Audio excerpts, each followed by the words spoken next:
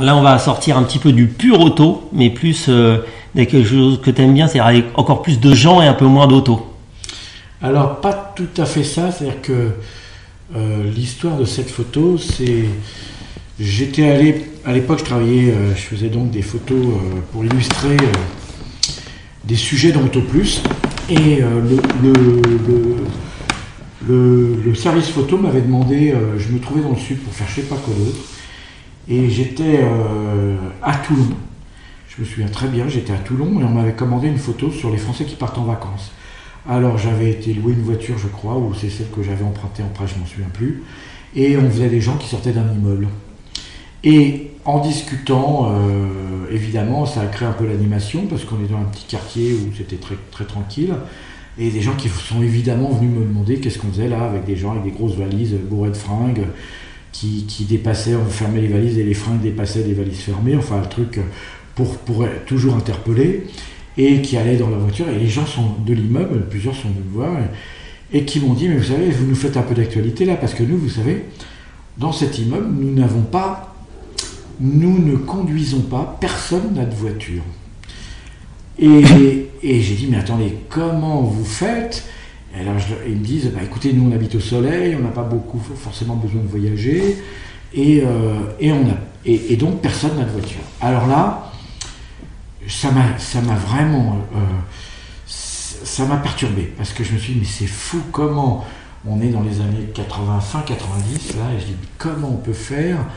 On est au tout début, on est même pratiquement de 2000, je sais plus, dans les années entre 90 et 2000, et on est au tout début de la retouche photo. Et je me dis, écoutez, j'étais les revoir, et je dis, écoutez, on va venir, on va faire une photo, et je vais vous emmener voyager. Parce que vous ne voyagez pas, mais vous allez quand même voyager, je vais vous emmener voyager avec votre immeuble. Et là, c'était ça qui était émouvant pour moi. Alors j'avais cherché, parce qu'en fait, leur immeuble était très mal placé.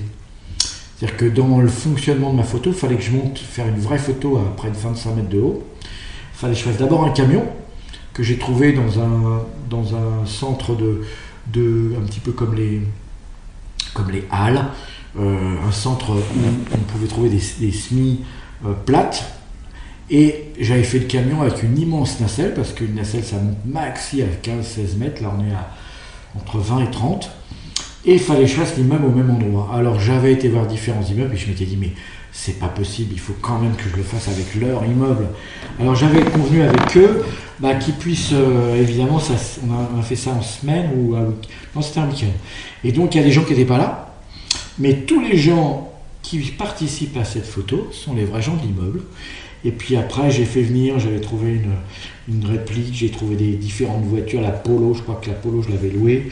J'avais trouvé une femme enceinte qui regarde la scène, j'avais trouvé différents intervenants. T'as loué la femme enceinte aussi, c'est ça? Ouais, pardon? T'as loué la femme enceinte? J'ai loué la femme enceinte aussi. Et c'est vrai qu'on a fait cette photo donc, dans la rue, vraiment montée très haut. Et après, je l'ai offert aux gens. Et ils étaient tout contents d'avoir une photo qui les faisait voyager avec leur immeuble.